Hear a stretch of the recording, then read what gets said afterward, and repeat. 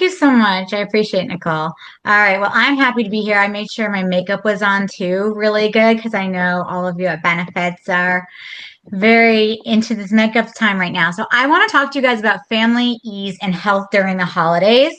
And I'll introduce myself in 1 second. And then I wanted to be very practical and action oriented for you guys because it's such a busy time of the year. So just a little bit about me is I was actually in a lot of your shoes. I used to work at Clorox for many years.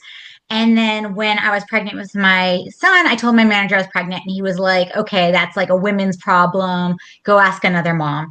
And that really pissed me off, frankly, excuse my language, but it really sparked my passion in wanting to help parents, especially moms, survive at work, have an opportunity at work, be able to balance work, not feel guilty, and have all the tools they need to thrive in the workplace. And so that's why I started Sprinkles Parents. So I have a 10,000 parent community here in the Bay Area where I provide activities, education, in-person resources, and discounts. And then from that, I have been, to Nicole's point, being very passionate about helping parents and families. And I started writing children's books this year about boundary setting, rare diseases, autism, wealth, things like that. All these topics that I wish my mom had taught me as I wanted to implant to make a better world. And then also I help companies by better serving parents through like benefits and offerings and things like that. And then also I'm a caregiver. I'm part of the sandwich generation. Not sure if anyone else has that as well, where they're caring for their parents and they're caring for their kids and they're just trying to care for themselves and their partners potentially. So it's just a lot of caregiving in my life. And so I want to ensure that you all have some of the tools and don't make the same mistakes I made throughout your days and your careers. And if I can help you take away something small today, that will be great to make your lives easier, especially during the holiday. So you are not imagining it right now. The season's starting to get extra. This is just, your reality check that it is starting to get so hard with social media showing you that perfect Christmas tree, the perfect makeup, the perfect hair, the perfect family, how you like parent better, how you could be the best parent in the world, and you're traumatizing your kids, like, and your grandparents are traumatized, or your parents might be traumatizing your kids. With social media and everything right now, it's getting to be feel really extra. And we're all trying to scramble with deliverables. If I'm not sure if your jobs or my job, I know I'm trying to scramble everything through the end of the year. I'm trying to get all the parties in. We have all the holiday parties, we have the school parties, we have the presents galore, the candy galore. And so it's starting to make, when my kids really dysregulated, I found during the holidays where their routines are upset and everything is all over the place. And there's just like the travel I was talking about. I mentioned to Alicia before, we're traveling, it's just unrealistic expectations we either put on ourselves, our family puts on ourselves, could be work, whatever it is, the deadlines. It's just really a lot during the holiday season. And I thought summer was crazy, but I think holidays, I call them holidays, are actually a little bit harder. So 87% of parents actually need better solutions during holiday travel. They find that there is 73 routine disruption. So their kids' behavior, they're seeing issues, the stress, and then the 78% of parents actually feel guilt. Sorry, guys, just letting people in. Um, so, so you are not alone if you're starting to feel this way, as it really is happening, and so it's not your fault. And if the stress and guilt are also, I just want to make sure really quick, people know are not the same things. It's something that you feel and you experience. And so you need to just make sure to be checking in with yourself, kind of how they say on the airplanes, you breathe first as a parent to ensure that you're set up for success. All right. So my goal today is to help you create ease and protect your family's well-being this holiday season. People might be giving you opinions you didn't ask for. I remember when I was pregnant, everyone started to tell me what names they wanted to name my child. And I was like, I didn't ask you why. So it's my choice, not yours. So just like a lot of those, people planning for your kid's future that you didn't ask for, or unfortunately could be, especially if daughters trying to, say inappropriate things. So it's just important that you protect yourself and you protect your family during this holiday season. as if you're anything like me, you might turn into your teenage self around your family during the holidays. So I just want to help everyone have more memories and enjoy the holidays than meltdowns. So what we're going to cover today is balancing events. If there are so many parties you're invited to and knowing when to rest. Number one. Second is setting those loving boundaries with your family, with your friends, with your partners, with yourself, whatever it is, since it's not realistic to do it all. The third thing is your health and sugar overstimulation with your kids. I added last minute about like holiday colds and drinking and overstimulation with sugar. So, and then the last things are traveling without losing your mind, as it's not easy to travel in the hallways, the stress of the airports, the lighting of the airports for your kids, and then creating restorative seasons so you can enjoy it, and ways to better enjoy the holidays, with parties and treats. It's supposed to be holly and bright and not just stressful and, checking off boxes. So let's first talk about a balanced season. And let me just also double check that everybody who wants to be in here is in here. Sorry, guys. I want to just make sure I'm not missing anyone. Okay, cool. So a balanced season, not a burnout season. Hopefully everyone can keep that in the backs of their heads this holiday when they feel like they're doing a lot. Some moms have called me from their closet feeling overwhelmed trying to decorate the holiday. And so just want to make sure you don't burn out.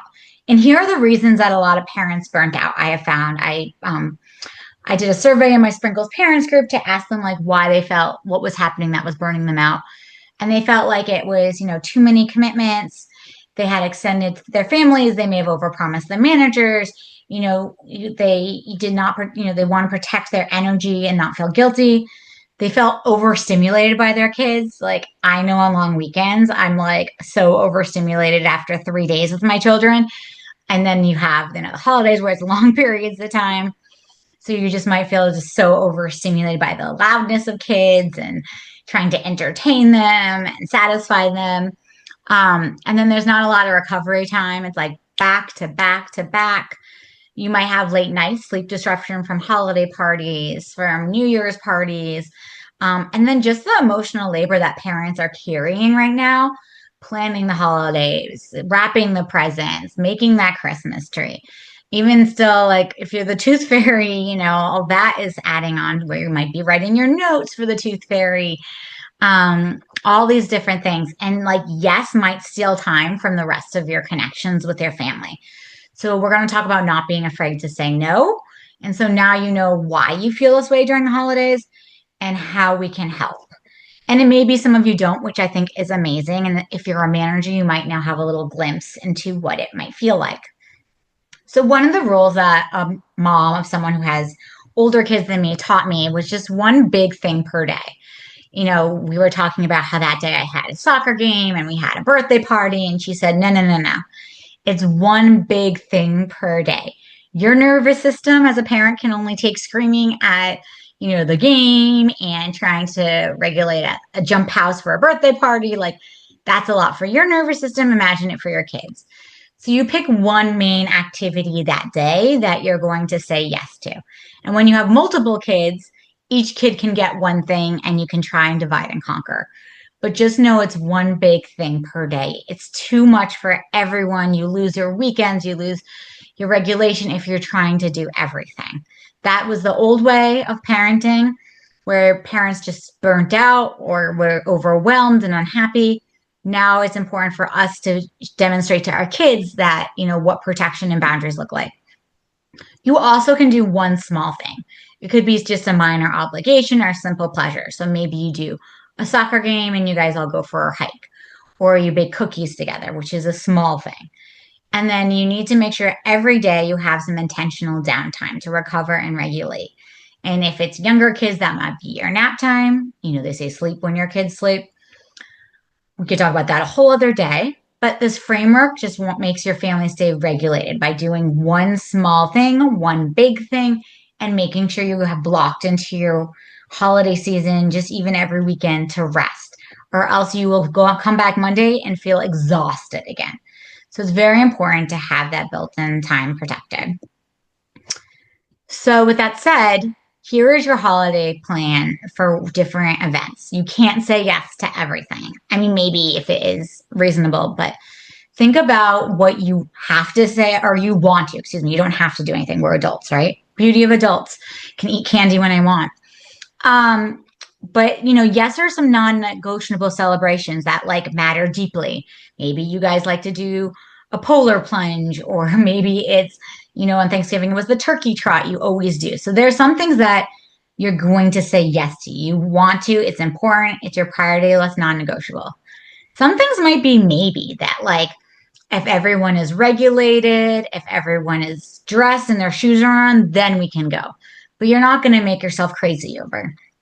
For example, this Friday, my kids' school have a holiday bazaar.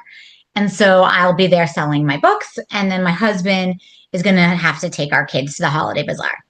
But he and I talked about because it's going to be overstimulating. There are going to be a lot of kids there. He's going to be by himself and he'll have to socialize, which he's not like he's an introvert, which is not easy for him. This bazaar for him to take the kids might be a maybe. If like they're regulated, they're dressed, they're ready, they want to go, they're like, then he will take them. But he's not going to like be yelling, trying to get them at the door, being like, come on, let's go. We're going, this is it. If they're like not willing, they're not ready to go, they're not helping to go, like that's something where we will skip. So that's an example of a maybe event. Like it's a nice, we'd like to, we don't have to commit to, game time decision, can be flexible, maybe event. And then some things are just no. For example, all those bounce house birthday parties or any times when there's big parties with lots of people and loud music and it's overstimulating. I get overwhelmed. My son is autistic and he gets overwhelmed. So those are always just no for us. Like as much as no one's going to notice us not being there.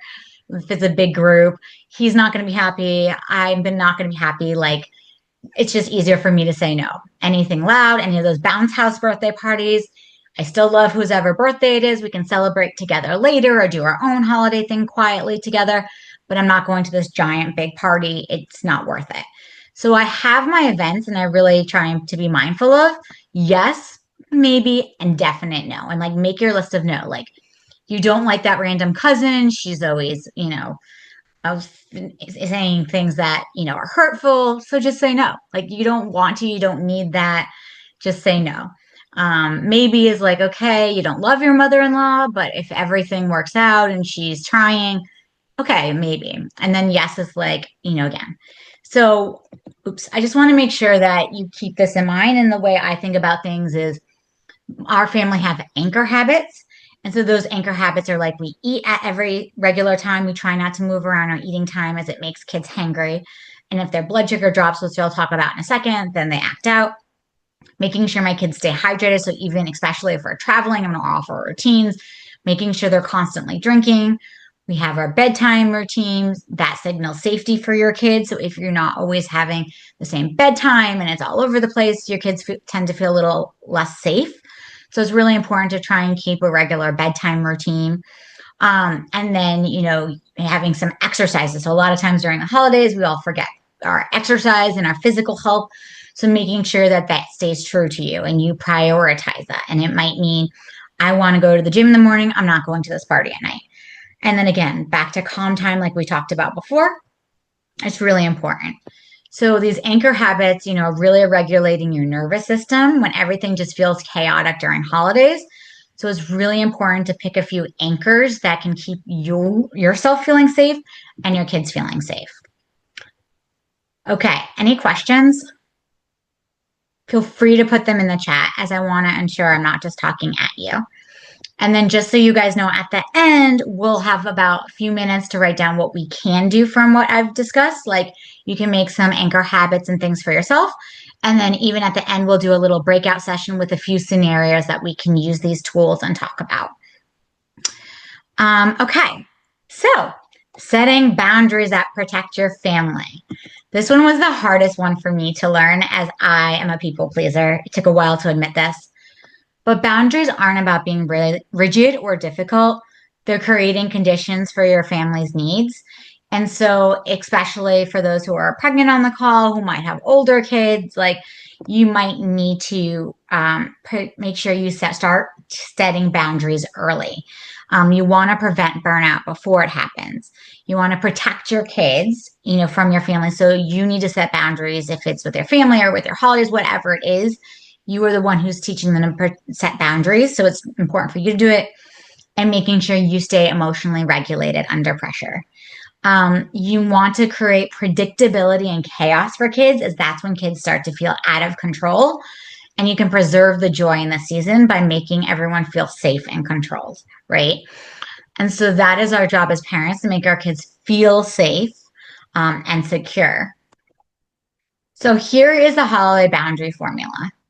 So first is you need to be clear. The minute you start to teeter totter or wave, people will start to see and start poking holes.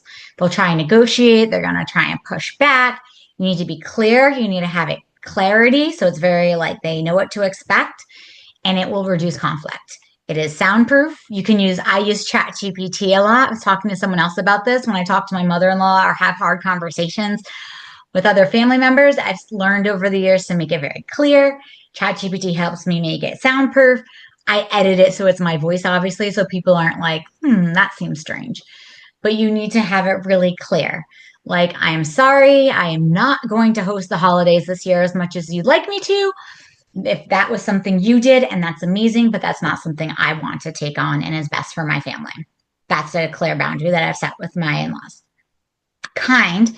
So when you set boundaries, I don't have to say, I think it's stupid to have a lot of people over. Like, it's great you have the time. I don't. They have to still be kind. So they have to be firm, loving. It's not personal. You don't have to say yes to be kind. You can say no and still be a kind person. And kind of back to clear, it's consistent.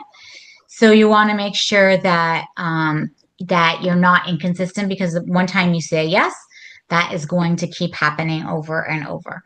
People are, one time, if it's an accident, then they're going to resent you later. If you said yes to this person, then that person, you need it to be consistent. So make it be clear, kind, consistent, and make sure it's honest, respectful, and sustainable. Because you want to make sure that it feels natural, doesn't feel unnatural, as I said. But leverage tools like Gemini, ChatGPT, Copilot, whatever you guys use for AI to help you have that voice again. As that's what, the positivity of AI can be, is helping you find your voice again. That's what it did for me. So here are a few scripts that actually work. These are some that I use and some that you can teach your kids. That you can say to your kids when going into a situation. So examples are, we love you, but we're keeping simple this year. Sorry, we can't travel to you. That doesn't work for our family, but if you really want us to come to XYZ, here's what does work, and you're welcome to adjust accordingly. It's okay if you don't. We're protecting our energy. Thanks for understanding. We have to leave by this time to stick to bedtimes.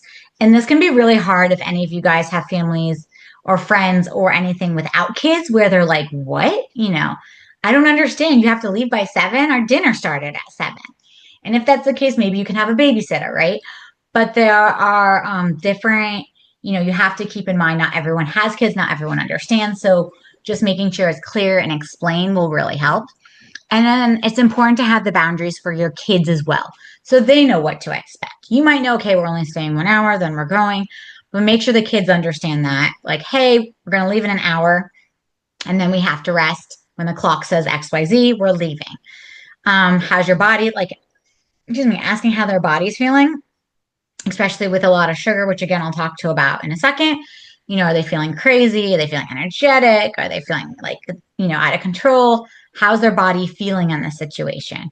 We can say yes to fun, but we don't want to make their bodies feel bad. So maybe if you see them eating lots of candy, that might be a way to try and, stop them from taking that third lollipop, and their mouth and face are already blue.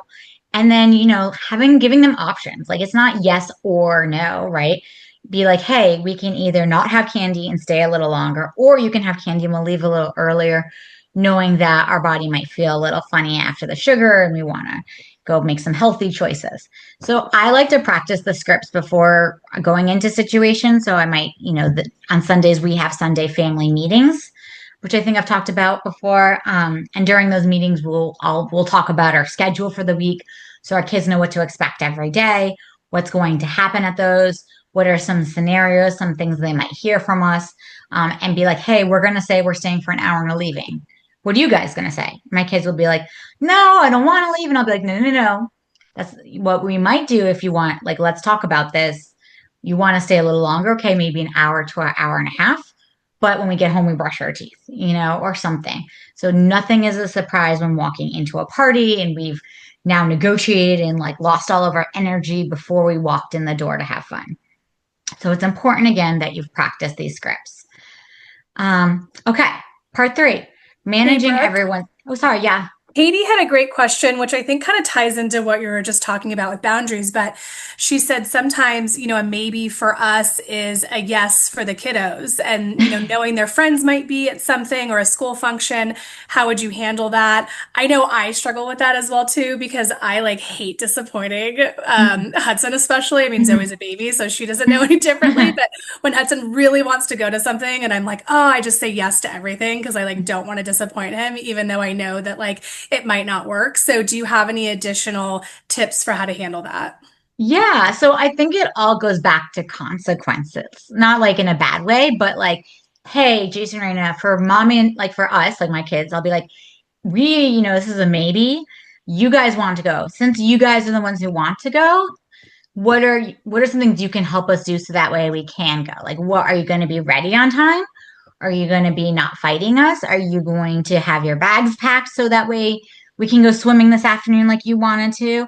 Like, how are you going to, like, we're a team as a family, so how can you guys help? And if they're like, well, I don't want to pack my bag for swimming and I don't want to put on my shoes, but like, that's great.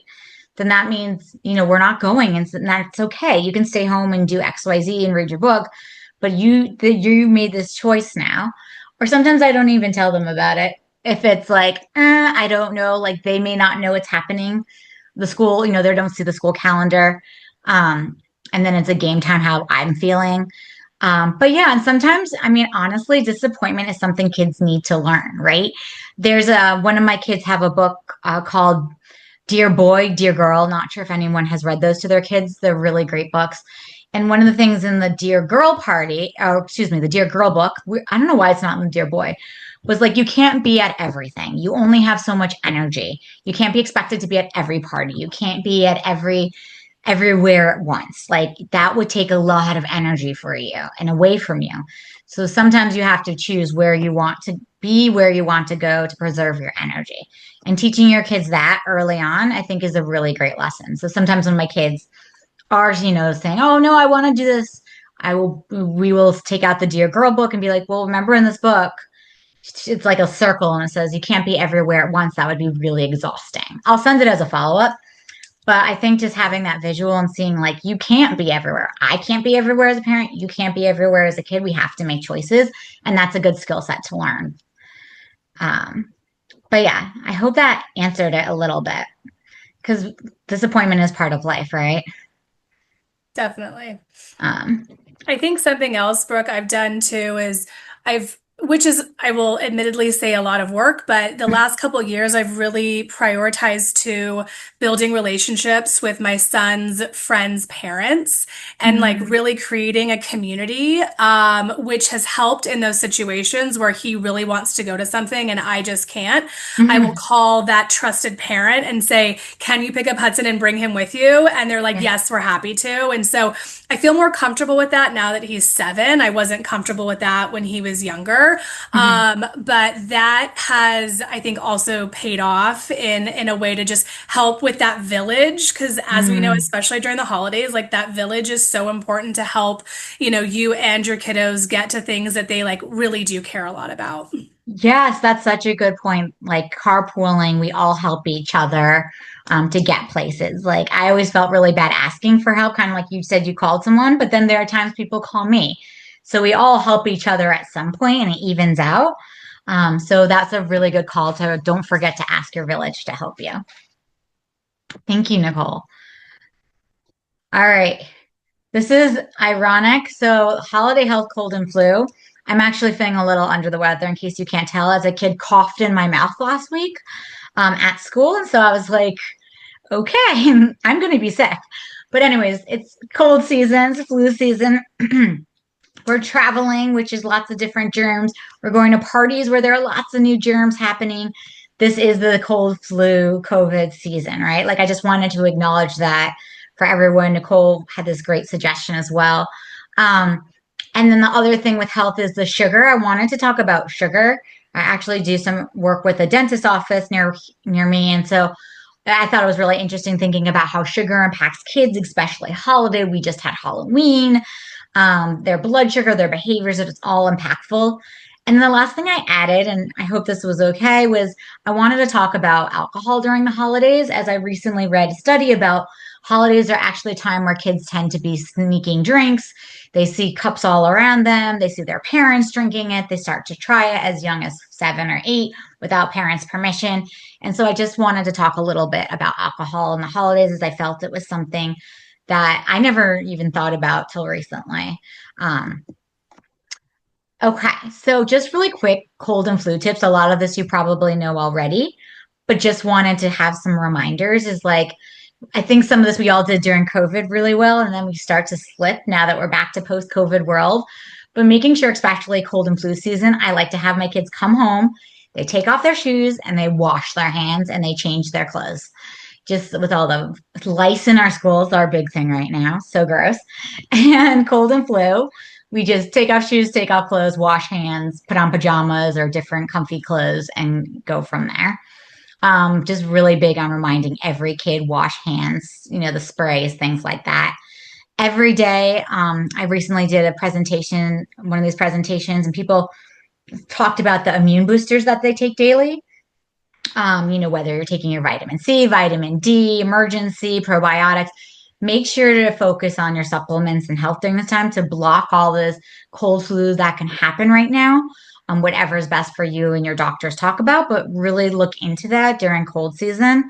The important thing is to stay hydrated, during holidays, whether it's warm broths, it's herbal teas, water. Don't forget about how important that is for your body.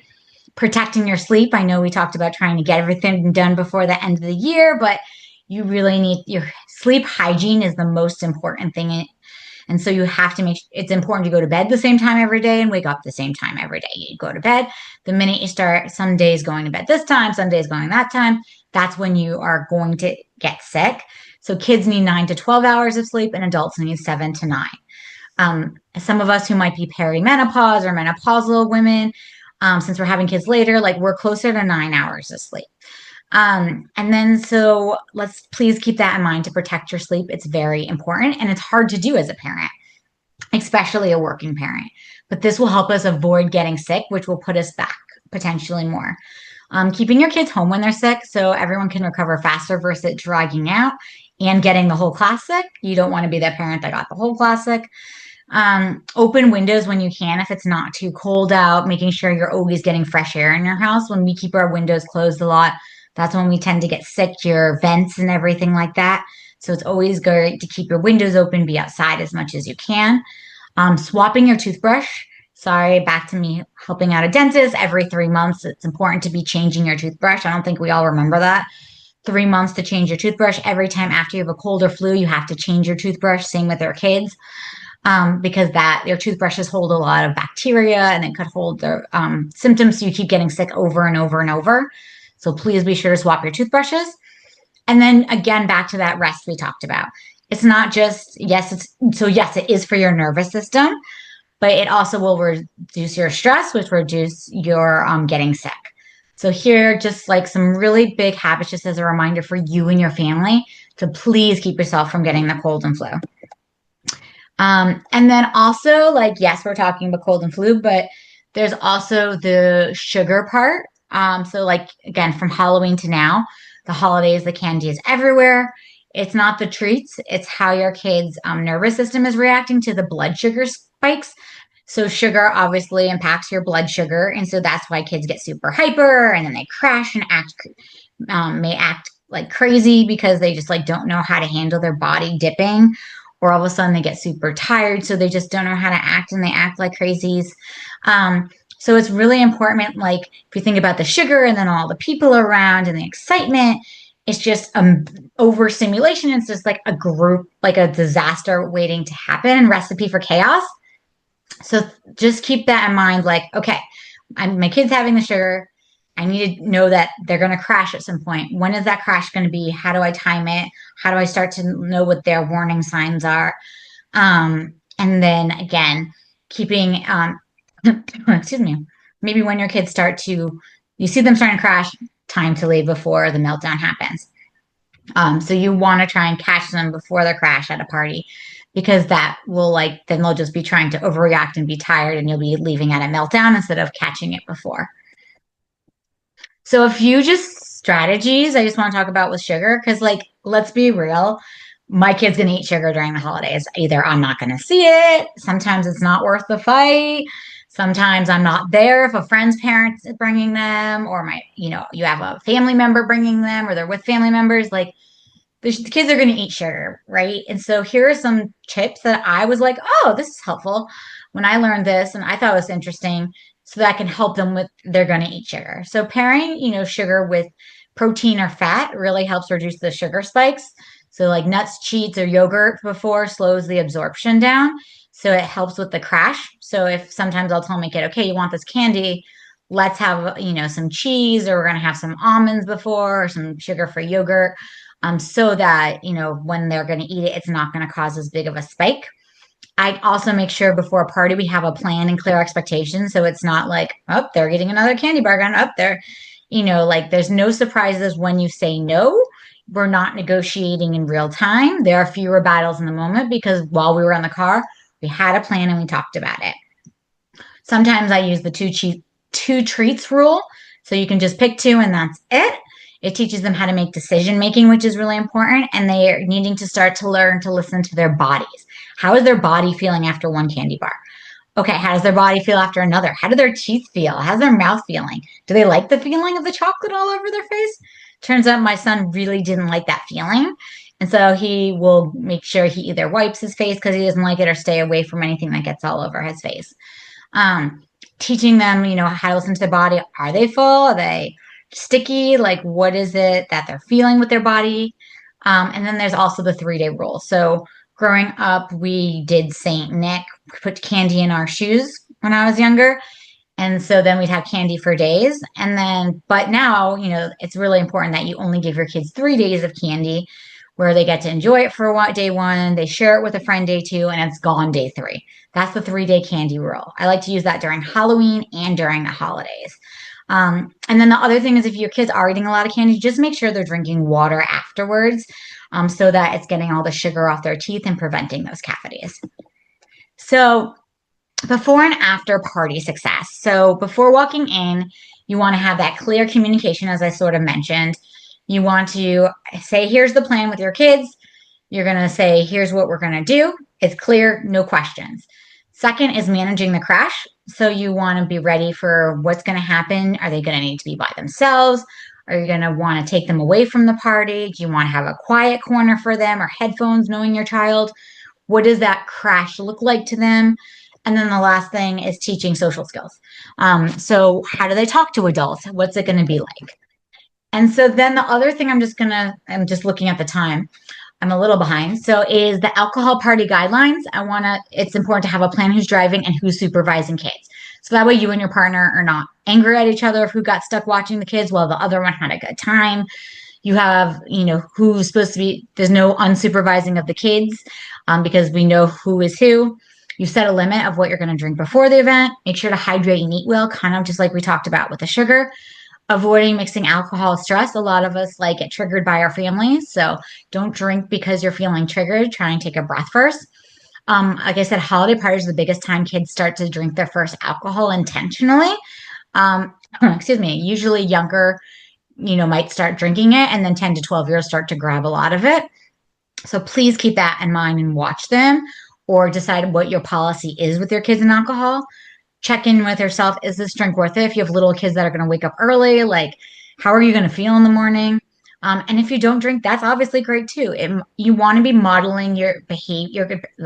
You want to be a model of your behavior to your kids. They're watching you. They're seeing you. That's how, when they get older, do you want them to be like that? Do you want them to act like that? So keep that in mind with alcohol.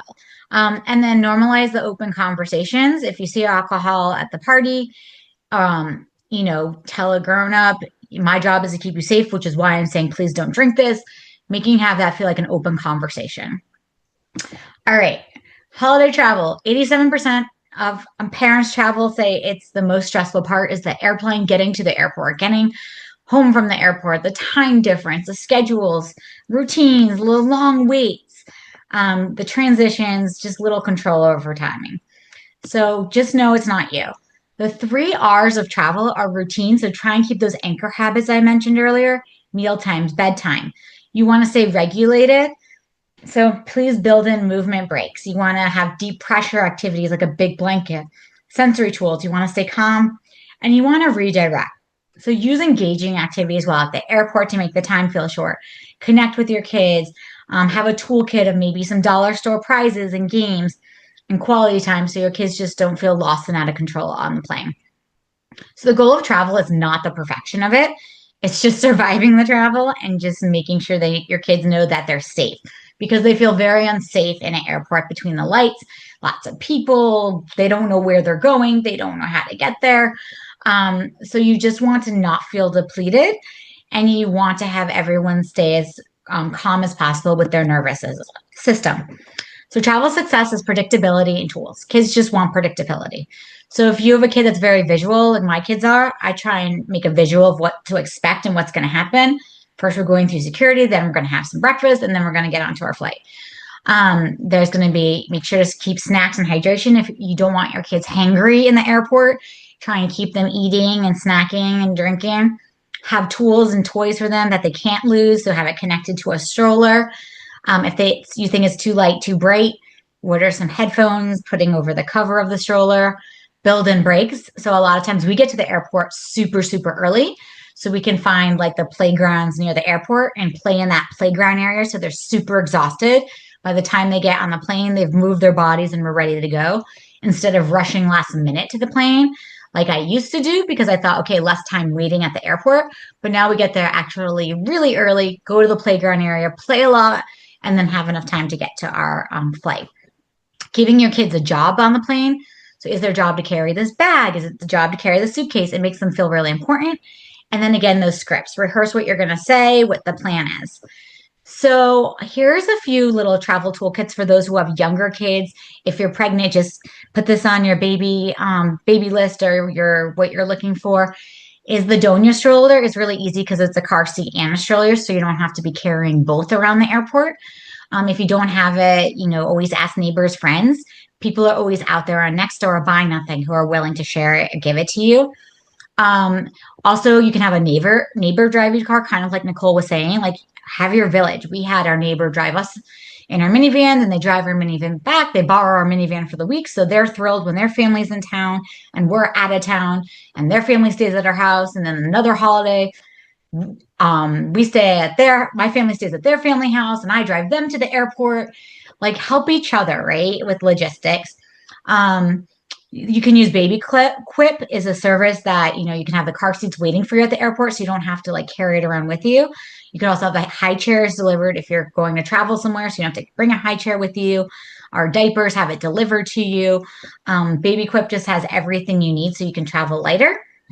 Another tip a friend taught me was she has a neighbor stock her fridge when she gets home so that she has all food in her fridge and she's not scrambling to get groceries on her way home or needing to order stuff. Um, Go to the dollar store, get lots of junk, frankly, at the dollar store, lots of little gifts so you can keep handing it out. And the other thing is see how your family can help you. If they want you visiting, they need to be helping you. They can get stuff for you on your arrival so you don't have to worry about it. They can ask their neighbors and friends for things. My parents' neighbor always asked, or my parents always ask their neighbor for the car seats when we come to town. Things like that. Excuse me. So again, some scripts are today we're a team. Here's the plan. Your body looks overwhelmed. Let's take a break. And I see this as hard. And what do you need right now? So you want to be a team. You want to validate how it could be a little scary. And you want to make sure that their nervous system stays regulated because that's how they tend to behave easier. Okay, so section 4 is very important for everyone to feel restored I think I talked about this a little earlier, so I'm going to skip this slide. Making sure you set the emotional temperature. If you're feeling dysregulated and nervous and anxious during the holidays, your kids feel it as well. As much as you're trying to hide it and put a smile on your face, they still understand. They can tell if you and your partner are fighting. They know they can just sense it. So you need to stay steady and calm because your children really co-regulate from how you're feeling. They find safety, they find groundedness. And so your well-being is the most important. So what's important for you to remember to do for yourself, like putting your air on first, like we said, making sure you take breaks.